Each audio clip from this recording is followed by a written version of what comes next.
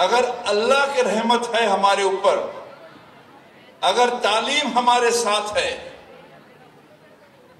तो हम एक दिन मेजॉरिटी से भी मेजॉरिटी हो सकते हैं। এমন বক্তব্য পশ্চিমবঙ্গের পরিবহন মন্ত্রী ও কলকাতা মেয়র ফিরহাদ হাকিমের। শুক্রবার কলকাতায় সংখ্যালঘু শিক্ষার্থীদের এক অনুষ্ঠানে যোগ দিয়ে তিনি একথা বলেন। সংখ্যালঘু ইস্যুতে বাংলাদেশ ভারতের কূটনৈতিক টানাপোড়েনের মাঝে কলকাতার জনপ্রিয় মেয়র এ ইস্যুতে কথা বলায় ঘণ্টাখানেকের মাথায় প্রতিবাদ জানায় রাজ্যের বিরোধী দল বিজেপি নেতারা।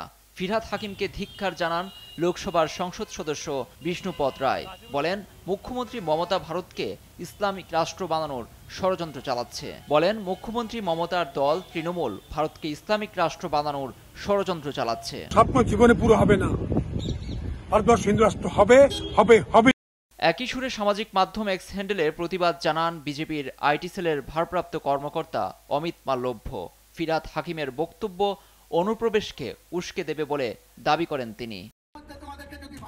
পশ্চিমবঙ্গের সম্প্রচার মাধ্যমগুলোতেও বইছে সমালোচনার ঝড়। তাকে আক্রমণ করে নানাভাবে আক্রমণাত্মক সংবাদ প্রচার করেছে আর বাংলা থেকে শুরু করে একাধিক গণমাধ্যম। তাহলে কি হুমায়ুন কবির সিদ্দিকুল্লাহর দেখানো পথে এবার এগিয়ে যাচ্ছেন রাজ্যের মন্ত্রী ফিরহাদ হাকিম? লুৎফর কবির, নিউজ ডেস্ক, দেশ টিভি। সিদ্দিকুল্লাহর দেখানো পথে এবার এগিয়ে